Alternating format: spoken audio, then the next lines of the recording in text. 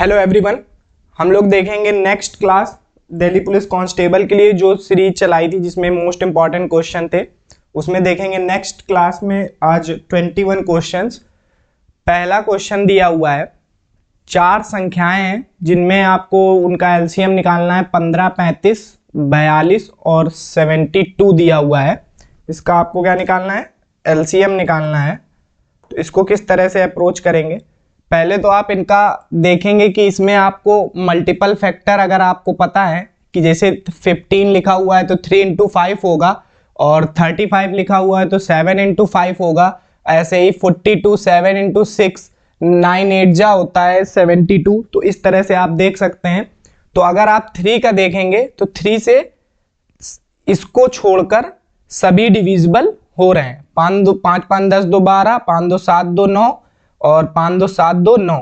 ठीक है, तो इस तरह से अप्रोच किया तो एक ऑप्शन एलिमिनेट हुआ।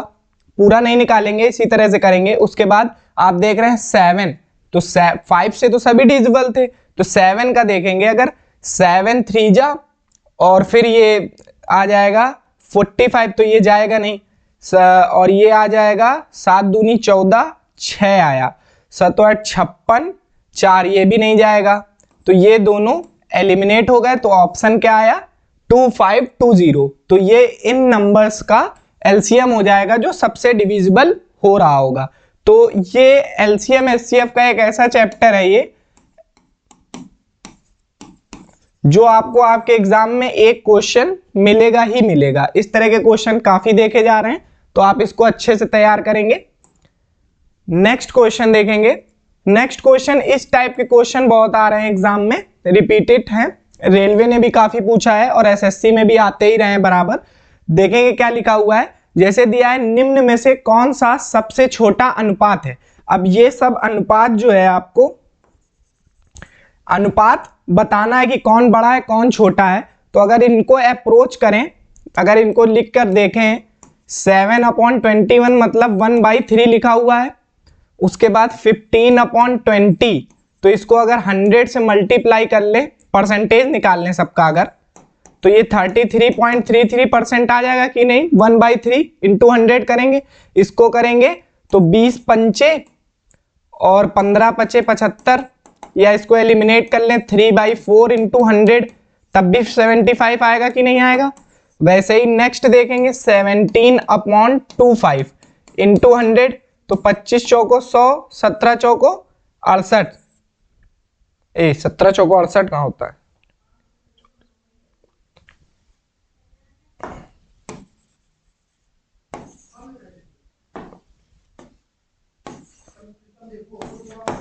ठीक है, और इसका क्या होगा? 21/25 × 100, तो ये 4, तो ये आ जाएगा 84%। तो सबसे छोटा क्या हुआ?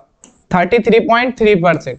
तो ये इस तरह से आप इसको सॉल्व कर सकते हैं। लेकिन अगर ये फ्रैक्शन नहीं बन रही होती तो कैसे करते हैं? जैसे एग्जांपल के लिए देख लेंगे, अगर लिखा हुआ है 4/9 और इधर लिखा हुआ है 2/8, तो इसमें से कौन बड़ा है कौन छोटा है? इसके लिए क्या क्रॉस मल्टीप्लीकेशन करेंगे।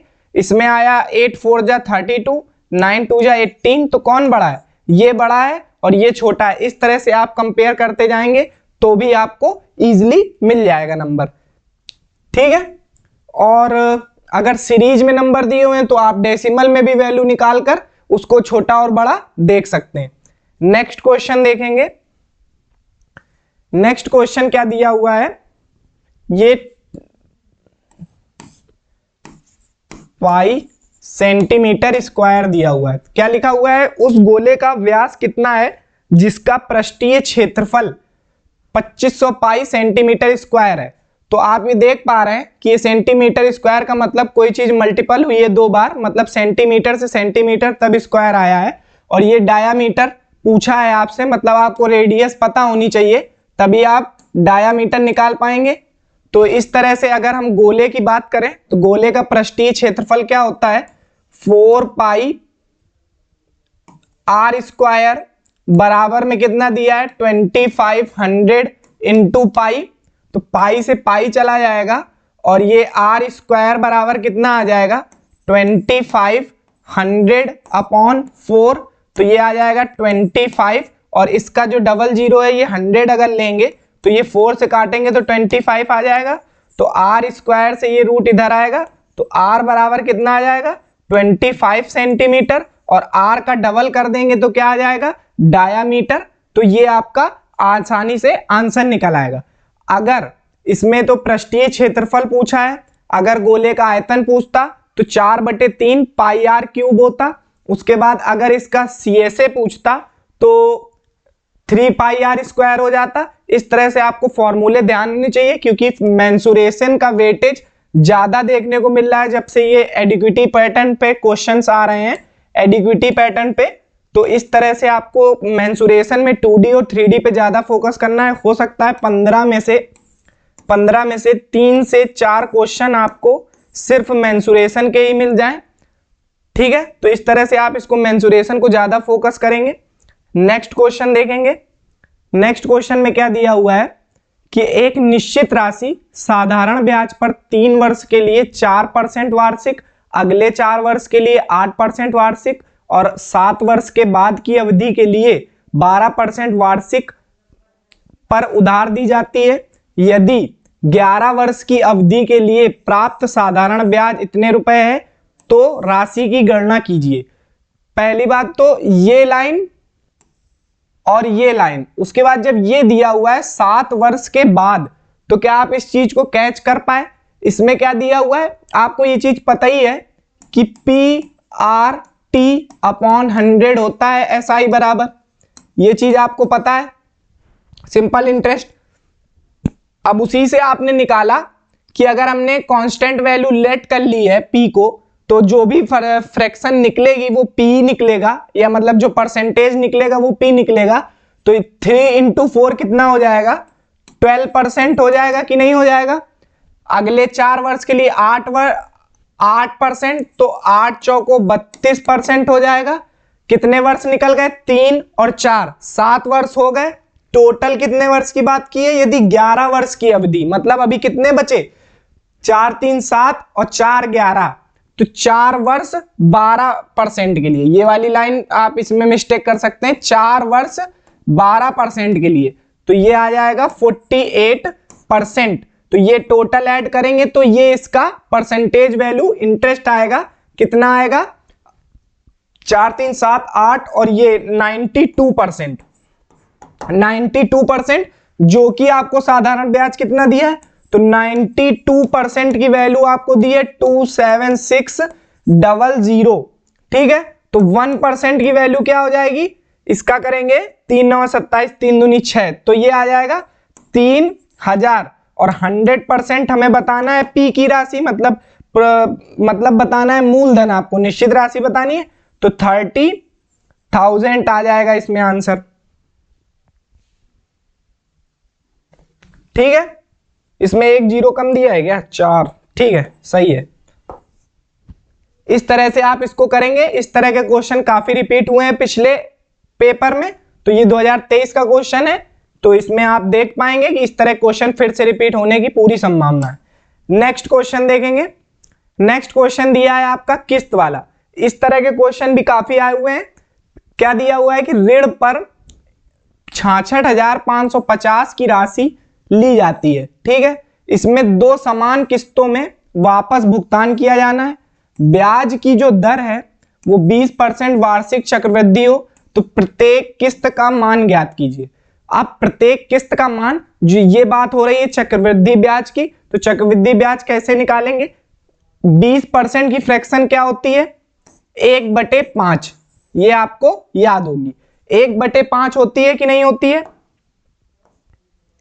ठीक है। तो कोई चीज अगर 5 है फर्स्ट ईयर में, तो वो अमाउंट के रूप में कितनी हो जाएगी 6 हो जाएगी। लेकिन जब ये फर्स्ट ईयर की बात हो गई, अगर सेकेंड ईयर की बात करेंगे तो चक्रवृद्धि ब्याज में ब्याज पे ब्याज लगता है, तो इसका स्क्वायर होता है कि नहीं, ये 5 का स्क्वायर, ये 6 का स्क्वायर, तो ये कितना हो गया 25 और ये कितना हो गया 36, ठीक है। लेकिन किस्त जो आपने दी है ये प्राइस होगा, मतलब मूलधन होगा, और ये जो है ये किस्त होगी, तो 36 और यहाँ 6 है, तो इसको कंपेयर करने के लिए इससे आप करेंगे मल्टीप्लाई, तो इसमें 6 का जब मल्टीप्लाई करेंगे दोनों तरफ तब आएगा। तो इसका अगर 6 का मल्टीप्लाई करेंगे तो 6 पंचे 30 और 6 36, तो मतलब किस्त की वैल्यू हमने सेम बना ली और प्रिंसिपल कितना आया 30 और 30 प्लस 25, तो इसका प्रिंसिपल आया 55। तो ये आपको दिया हुआ है क्वेश्चन में और आपको क्या निकालना है, किस्त निकालनी है। तो उसके लिए आप क्या करेंगे, ठीक है, तो 66550 ये आपको वैल्यू दी है 55 की, इंटू 36 आपको निकालना है। तो 11 पचे 55 और 11 छक्का 66, 0, 11 पचे 55, ये हो जाएगा 5 एकम 5, 5 दूनी 10, 5 एकम 5, तो ये आ जाएगा 36, 36 0 आएगा 36, 3 36 दूनी 72 और 3 75, 7 36 एकम 36 और 6 42 1 43, 4 3 5 6 0, 36 एकम 36 6 42,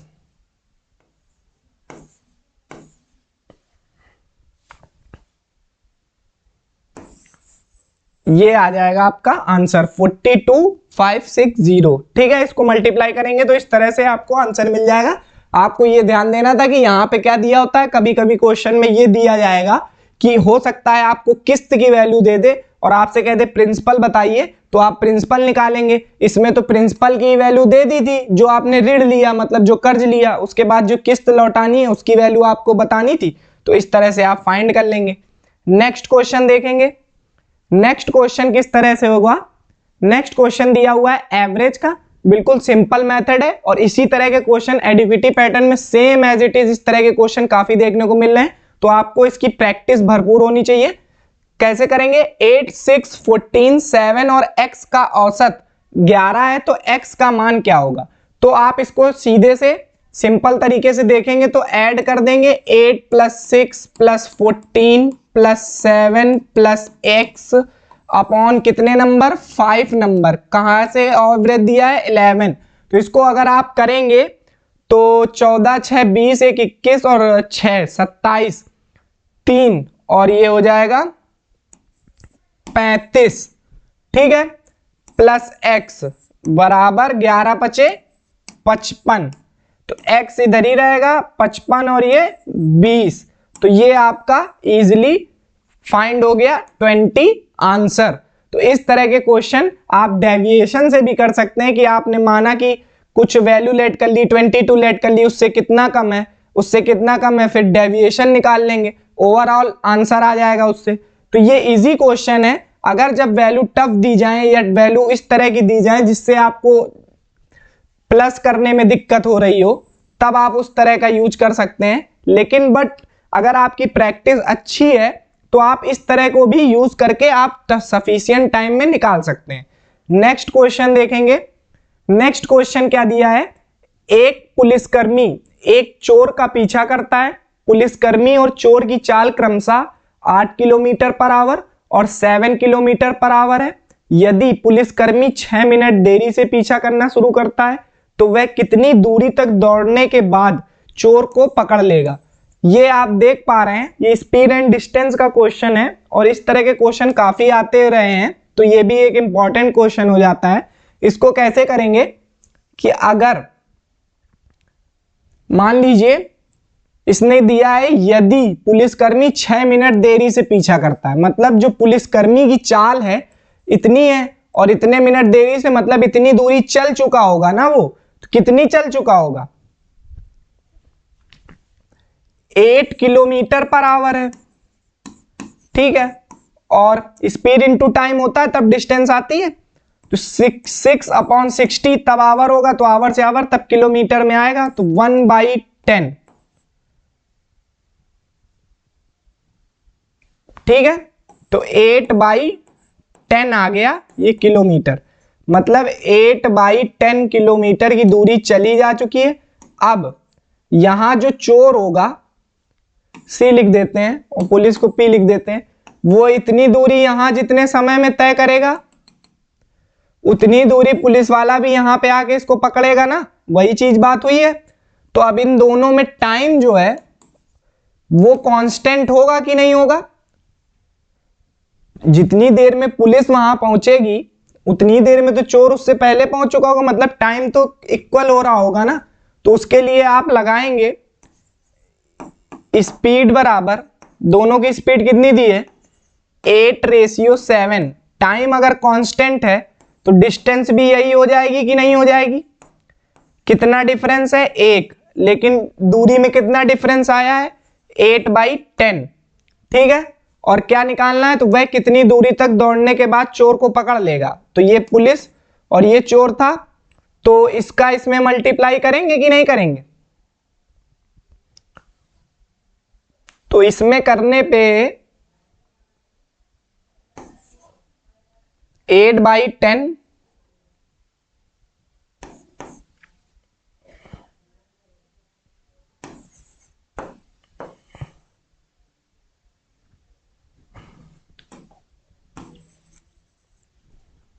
एक पुलिसकर्मी एक चोर का पीछा करता है। पुलिसकर्मी और चोर की चाल, पुलिसकर्मी इतना दिया हुआ है 8 किलोमीटर पर आवर और ये दिया हुआ है 7 किलोमीटर पर आवर। यदि पुलिसकर्मी 6 मिनट देरी से पीछा करना शुरू करता है। ओ, ये गलत हो गया है क्वेश्चन, फिर से देखेंगे। ये यहां पे जो दिया हुआ है आपको 6 मिनट देरी से पुलिस वाला आता है ना, तो उसके पहले चोर दौड़ चुका होगा 7 किलोमीटर पर आवर की स्पीड से, इंटू 6/60 हो जाएगा, तब ये आवर हो जाएगा। तो आवर से आवर कट जाएगा, किलोमीटर में आंसर आ जाएगा। तो 7/10 किलोमीटर ये डिस्टेंस चली गई है। 7/10 किलोमीटर ये डिस्टेंस है। ठीक है, बाकी सेम प्रोसेस है। तो यहां पे 7/10 आएगा और ये इससे मल्टीप्लाई हो जाएगा कि नहीं, 8 7 56 और 10 5.6 किलोमीटर आपका आंसर आ जाएगा इस तरह से। ये चीज यहाँ पे नहीं ध्यान दी, यहाँ पे ये पुलिसकर्मी 6 मिनट देरी से पीछा करता है। तो पुलिसकर्मी 6 मिनट देर से आया है ना, तो इसका मतलब कि ये जो चोर है ये 7 किलोमीटर पर आवर की स्पीड से इतनी आगे निकल चुका होगा। तो बस इस वजह से इसको ऐसे करेंगे। नेक्स्ट क्वेश्चन क्या दिया हुआ है कि एक सभा में 350 स्काउट्स को दूध परोसा गया। उनमें से प्रत्येक को 10 सेंटीमीटर आधार त्रिज्या और 15 सेंटीमीटर ऊंचाई वाले बेलनाकार गिलास में दूध दिया गया। यदि दाता ने 50 प्रति लीटर की दर से दूध खरीदा तो कितनी राशि खर्च की गई? बेलनाकार कागज के गिलास आदि की कीमत पर ध्यान दें। देखने में क्वेश्चन और पढ़ने में क्वेश्चन इजी लग रहा है, लेकिन कुछ पॉइंट ऐसे हैं अगर आपने इस पे ध्यान नहीं दिया तो आप तुरंत क्वेश्चन गलत करेंगे और आंसर नहीं मिलेगा। पहली बात, अगर गिलास में दूध है, बेलनाकार गिलास बता रहा है, तो ये एरिया कवर कर रहा होगा कुल मिला के। तो पहले तो बेलन का आयतन लगेगा, तो वो क्या हो जाएगा πr²h। ठीक है, वो चीजें आपको दी गई हैं। उसके बाद बात हुई है 350 स्काउट्स को, तो ये 350 स्काउट्स यहीं रह जाएंगे। ठीक है, उसके बाद ये जो लाइन लिखी है यहां पर, यदि दाता ने इतने रुपए प्रति लीटर की दर से दूध, मतलब जो आपका आंसर यहां पे आ रहा है, ये जो वॉल्यूम आ रहा है, इसका आंसर आप देखिए सेंटीमीटर। तो आपको लीटर में चेंज करने के लिए 1000 से डिवाइड करना पड़ेगा। अब जब 1000 से लीटर में आंसर आ गया तो ये प्रति लीटर कैसे कटेगा? जब 50 का मल्टीप्लाई हो रहा होगा ना, तभी तो लीटर से लीटर कटेगा, तो एक्चुअल आंसर आएगा रुपए में। समझ पाए इस चीज को? इस तरह से क्वेश्चन को फाइंड करेंगे तो आप राशि निकाल पाएंगे, जो खर्च की राशि बतानी है। अब इसको करेंगे सॉल्व। क्या दिया है 22/7, आर कितना दिया है 10 × 10 और h दिया है 15, ये दिया है 350 और ये दिया है 50 और यहां पे हो जाएगा 1000 का डिवाइड। ठीक है, जो चीज बता चुके हैं 1 0 1 0 1 0 1 0 और 1 0 और 1 0।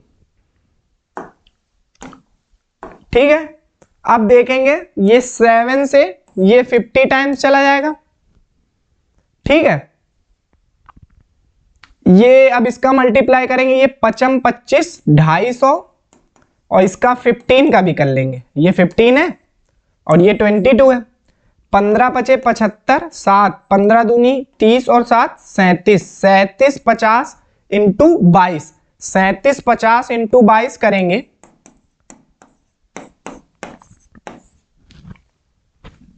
22 पंचे 110, 11 22 सत्ते 154, तो ये आ जाएगा 16 कैरी,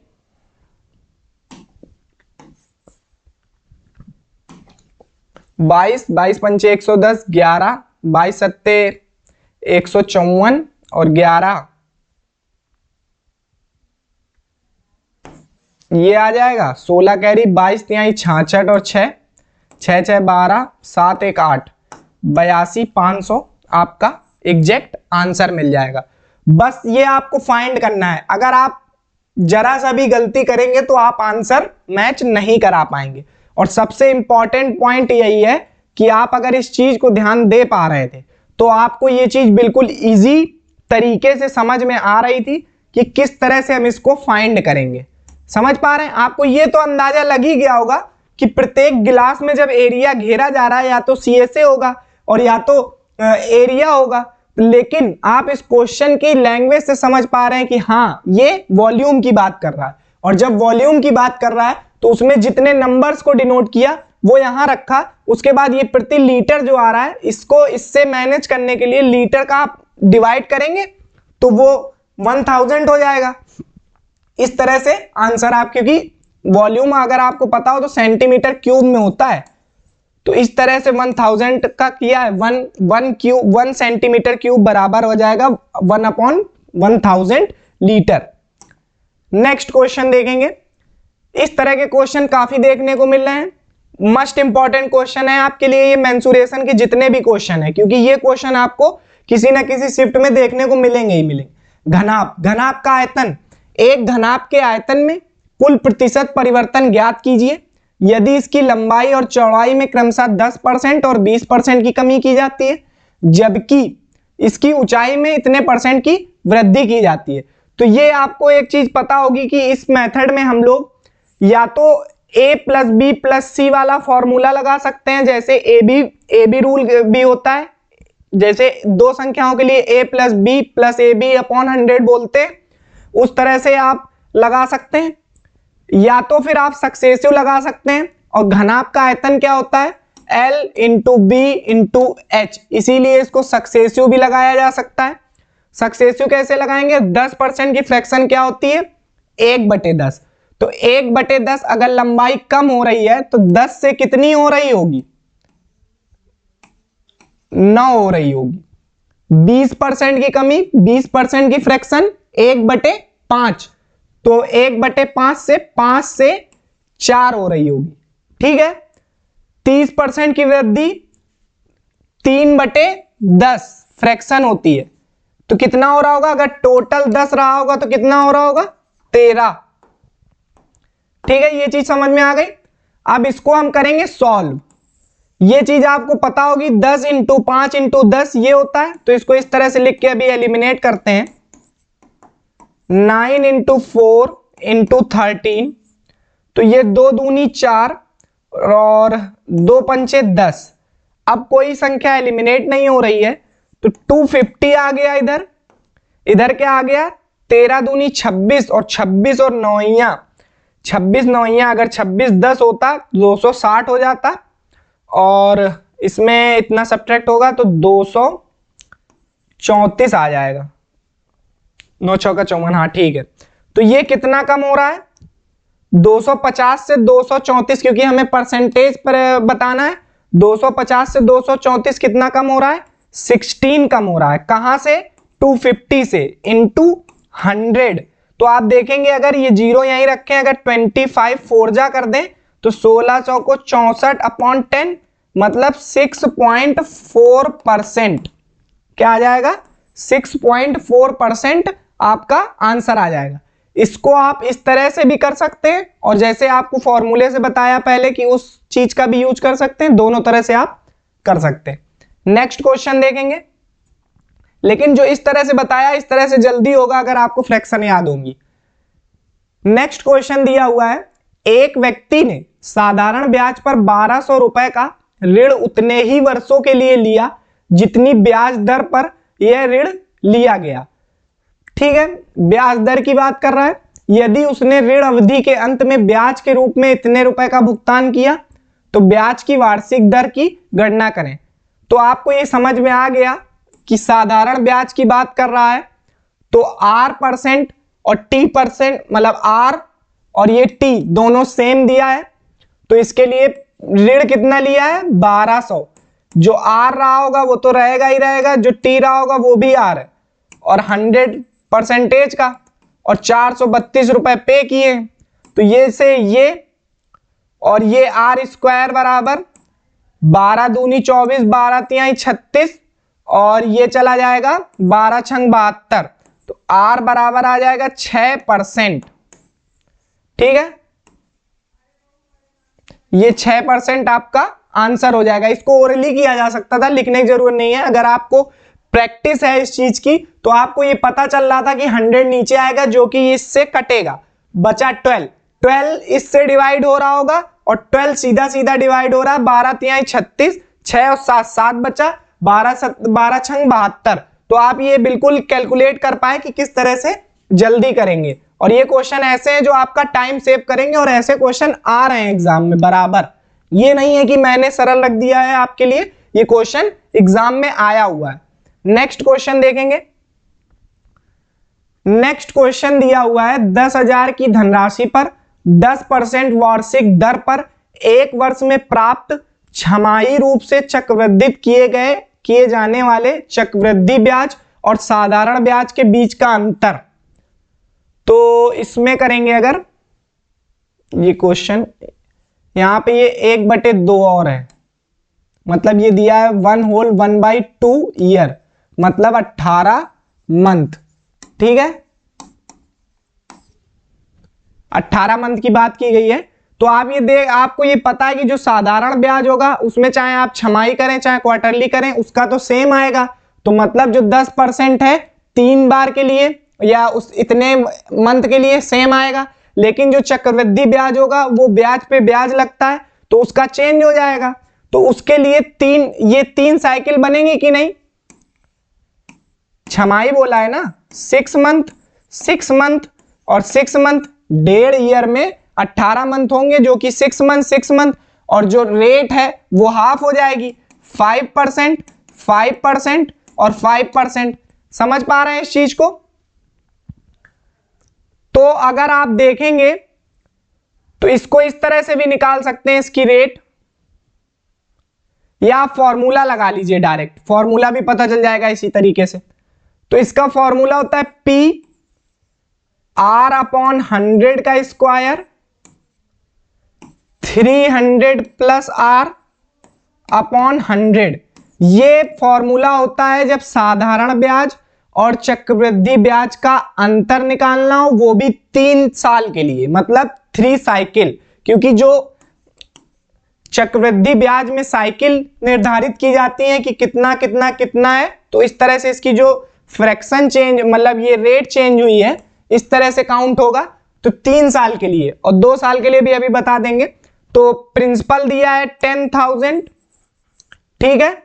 उसके बाद R का स्क्वायर मतलब 5 की बात होगी तो ये 25, और इसमें ये 4 जीरो आएंगे, स्क्वायर हो जाएगा ना 100 का, तो ये 4 जीरो से सीधे ये 4 जीरो हटा दें।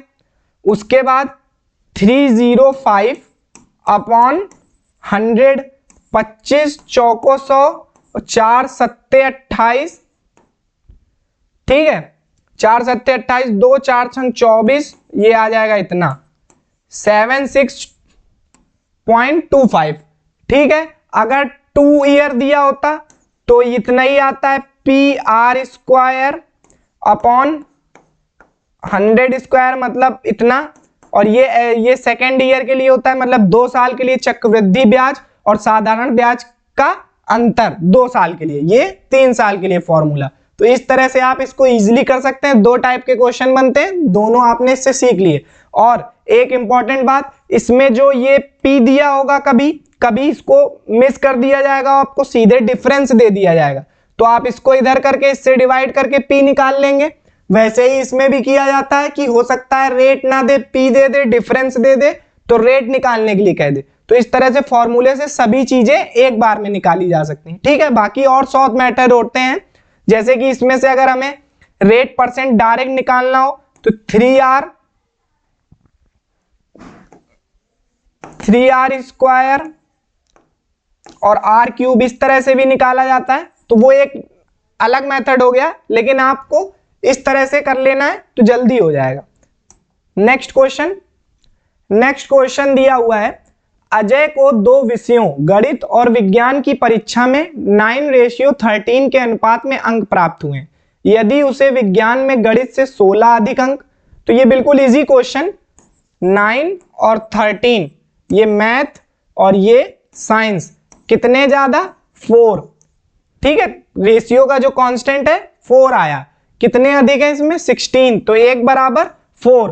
कितना पूछा है, गणित का पूछा है, तो ये 9 × 4, 9 चौको 36, पूरा पूछता 13 7 20 2 22, 22 × 4 88, साइंस पूछता 13 चौको 52, तीनों चीजें पूछी जा सकती हैं। और ये क्वेश्चन एग्जाम में आया हुआ है, बिल्कुल इजी, ऐसा नहीं है हमेशा सब टफ क्वेश्चन। अगर 15 क्वेश्चन आपके एग्जाम में आ रहे हैं तो उसमें हो सकता है 3 क्वेश्चन लैंग्वेज घुमा के दे दे या अच्छे रख दे, लेकिन बाकी क्वेश्चन ऐसे ही आएंगे। तो फोकस आपको इन क्वेश्चन पर करना है, क्यों? क्योंकि इससे आपकी एक्यूरेसी मेंटेन होगी।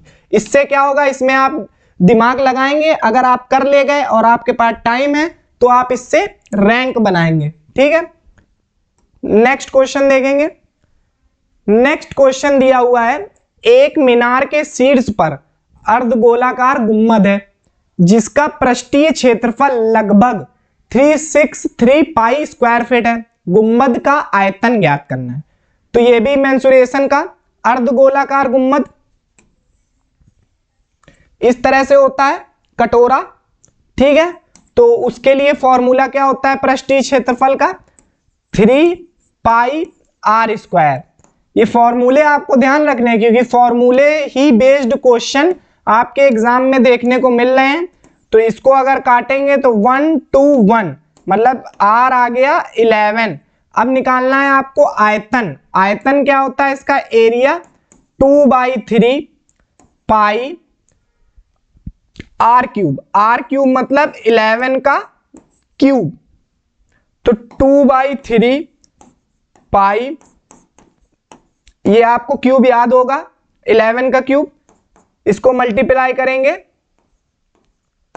अपॉन 3 × पाई, 3 8 24 और 2 फिर 3 8 8 8 से शुरू होगा, तो ये ऑप्शन में ही दिया हुआ है, तो ये आपका आंसर हो जाएगा। इस तरह के क्वेश्चन रिपीट हो रहे हैं बहुत अच्छी तरीके से, सीजीएल में हो चाहे सीएचएसएल में हो, और आपके एग्जाम में भी देखने को मिलेंगे, क्योंकि पेपर एजेंसी जो करा रही है वो सेम है, उसके पास कंटेंट भी सेम है।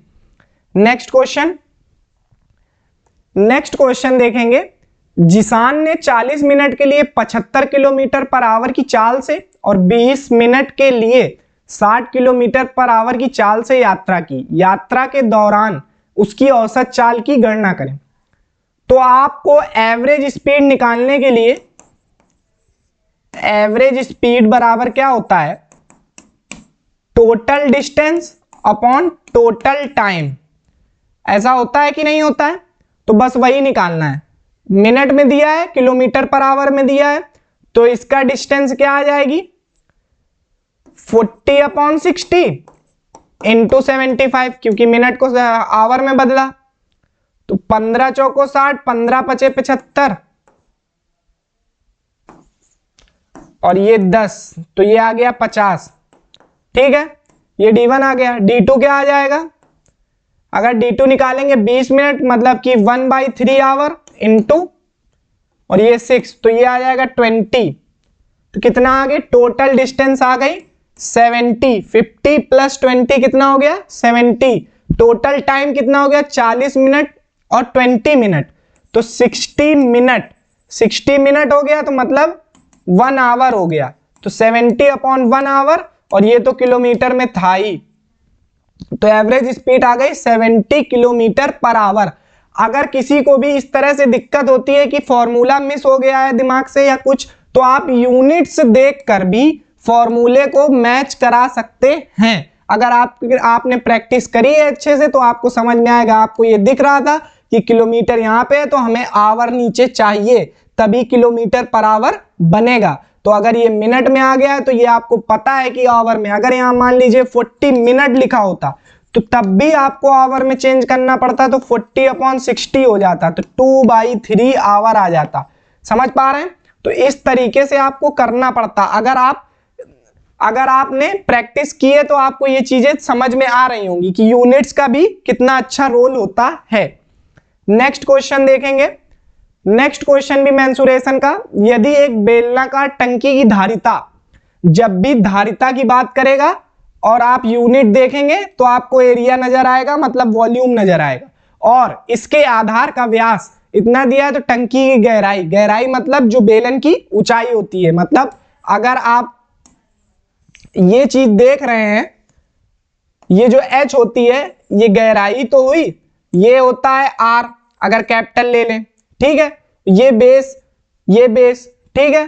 तो अगर इसका आयतन देखेंगे तो आयतन होता है πr²h,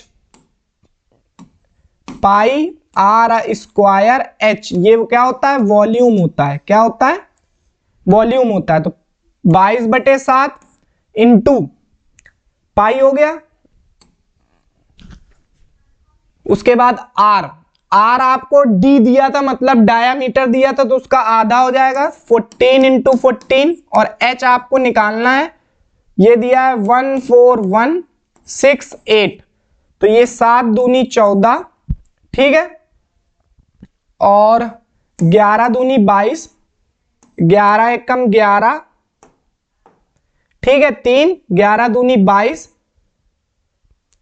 ठीक है, 11 एकम 11, 3, 11 दूनी 22, 8 और 1 9, तो ये 11 8 88, और फिर 8 बचा तो 11 8 88, ठीक है, 4 3 12, 4 दूनी 8, 4 दूनी 8, 14 का डिवाइड करेंगे, h बराबर 14 दूनी 28, ठीक है, तो 4 14 दूनी 28 42, 23, ठीक है, ये आपका आंसर आ जाएगा। कैलकुलेशन मस्ट है मेंसुरेशन के क्वेश्चंस में, आपने देखा होगा। आप कभी कभी 11 का मल्टीपल चेक करेंगे, कभी कभी जैसे जो भी नंबर मल्टीपल आ रहे होंगे उसको चेक करेंगे, लेकिन मैक्सिमम टाइम में अब क्वेश्चंस जो मेंसुरेशन के आ रहे हैं उसमें कोशिश करिए कि आप सॉल्व करें, क्योंकि वो सिमिलर ऑप्शन रख रहा है एग्जामिनर कि बच्चे उस तरह से ना कर पाए। नेक्स्ट क्वेश्चन देखेंगे। नेक्स्ट क्वेश्चन ये फेमस क्वेश्चन है, मतलब ये मस्ट इंपॉर्टेंट क्वेश्चन है, इस पे स्टार लगा लीजिए, क्योंकि ये क्वेश्चन आपको हर जगह देखने को मिलेगा, यहां से लेके मेंस तक के एग्जाम में। क्यों इंपॉर्टेंट है? क्योंकि इसमें जो लैंग्वेज बोली जाती है वो कभी इतनी टफ हो जाती है डिजिट की वजह से। यहां पर तो इजी दिया हुआ है, लेकिन जो क्वेश्चन अच्छे बनाने होंगे उसमें वैल्यू टफ रखी जाएंगी। जैसे पहला देखेंगे कि कोमल ने 2 डिवाइस बेचे तथा उसने प्रत्येक को 4982 में बेचा। यदि उसे पहले पर 6% का लाभ, दूसरे पर 6% की हानि हुई, तो दोनों डिवाइसों की कुल लागत क्रय मूल्य कितना है? तो अगर हम बात करें फर्स्ट स्टेप की, जनरल तरीका जो कि आपको इसी से ही करना चाहिए, अगर किसी पर 6% का लाभ, 6% की पहले आप फ्रैक्शन निकालेंगे, कितनी होती है? 3/50, ठीक है। तो अगर CP 50 रहा होगा तो SP 53 हो गया होगा फर्स्ट स्टेप में, पहला। दूसरे में क्या क्या है? 6% लॉस। 6% लॉस अगर बोला है तो 50 से कोई चीज 3 कम हो गई होगी, तो 47 हो गया होगा। लेकिन क्वेश्चन ने जो एक ऊपर लाइन बोली कि उसका जो सेलिंग प्राइस है, जो 2 डिवाइस बेची हैं उसका सेलिंग प्राइस प्रत्येक का जो है इतने रुपए है, मतलब सेम है। तो सेलिंग प्राइस यहां तो हमें दिख नहीं रहा है। अगर ये CP की बात करें और ये SP की बात करें तो यहां तो अलग अलग है, तो इसको करना होगा मल्टीप्लाई, मतलब सेम। तो इसके लिए हम लोग क्या करेंगे, यहां पर करेंगे 53 का मल्टीप्लाई और यहां पर करेंगे 47 का मल्टीप्लाई। तो अगर यहां कर लें, दोनों तरफ होगा, तो इसमें करेंगे 5 सते 35, ठीक है, 5 चौको 20 और ये आ गया 2350।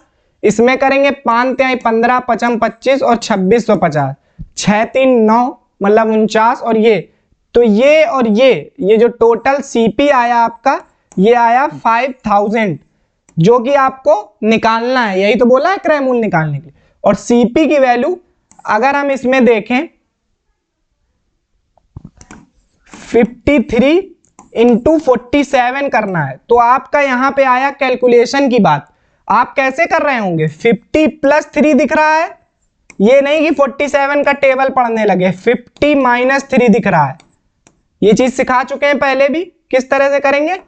तो 2500 माइनस 9, 2500 माइनस 9 2491।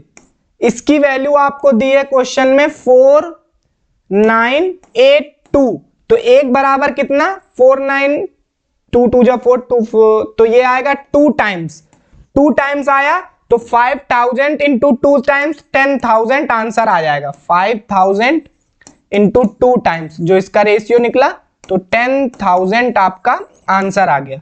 इस तरह से आपको ये क्वेश्चन सॉल्व हो जाएगा, पहला स्टेप।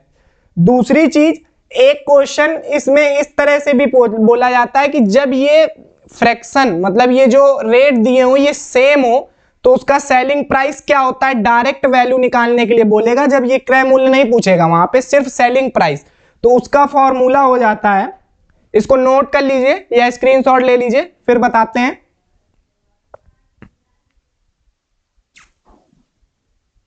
नोट हो गया, यहां देख लेते हैं।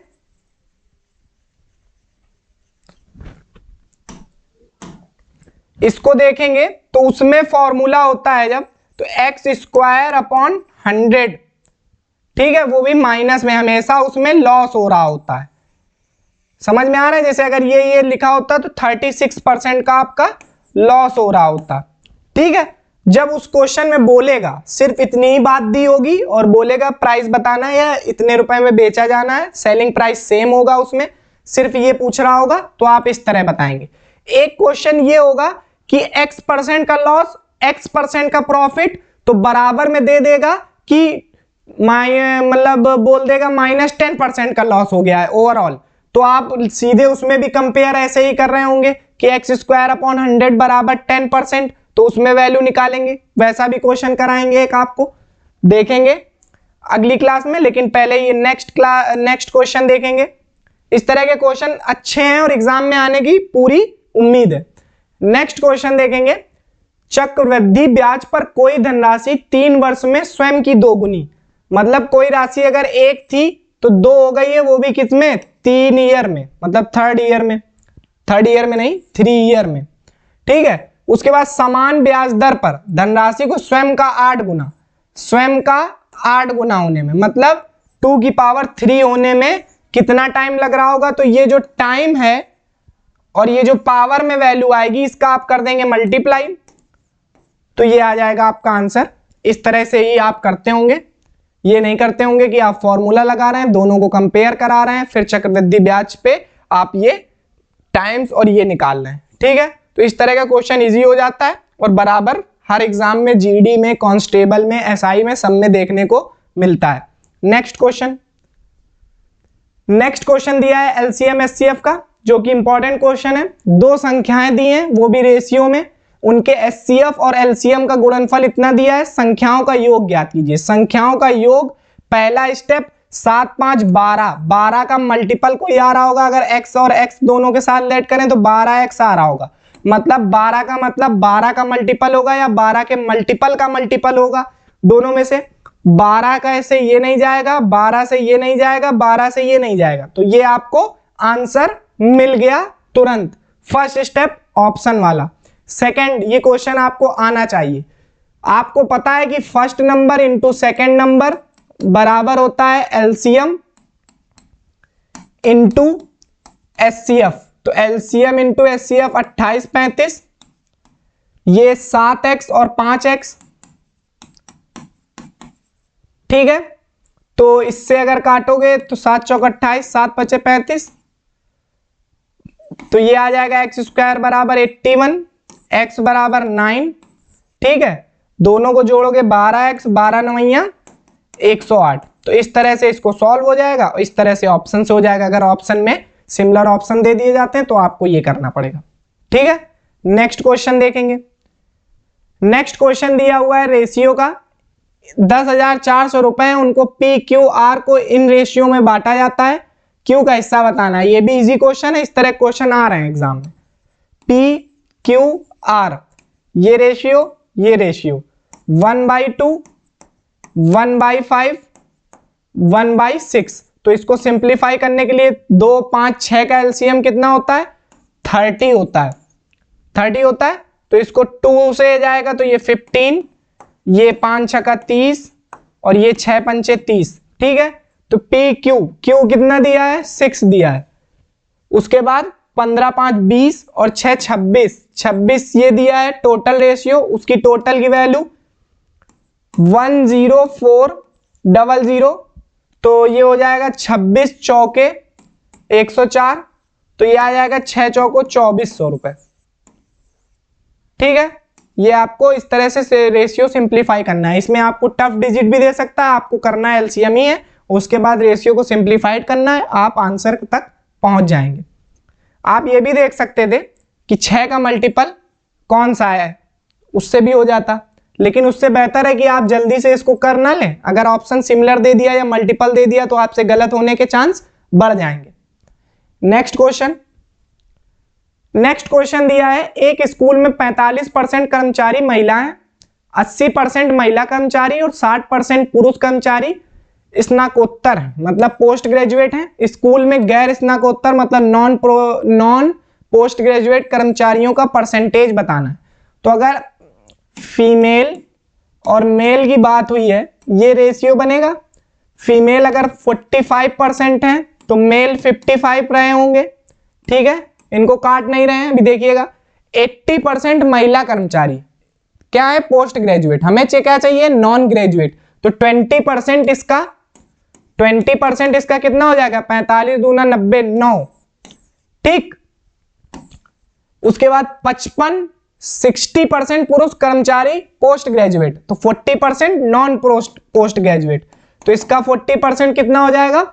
4 पंचे 20, 4 पंचे 20 2 22, तो ये आ जाएगा 22, ठीक है। हमें चाहिए नॉन पोस्ट ग्रेजुएट का परसेंटेज, तो इनको ऐड करेंगे, कितना हो जाएगा? 31। कितना हो जाएगा? 31। टोटल कितनी थी?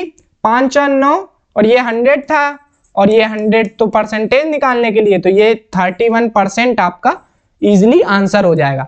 आप चाहें तो इसको काट भी सकते थे। 5 9 45, 5 एकम 5, 9 रेशियो 11, उसमें आपको तब भी 0 ऐड करने पड़ते, मतलब बढ़ाने पड़ते। जैसे इस तरीके से अगर 9 और 11 लिखा होता तो आपको 90 या 110 करना होता, फिर उसका आप निकालते, जैसे इसमें निकाला है 20% 40%, फिर आप उसको ऐड करते, फिर इस नंबर टोटल से डिवाइड करते।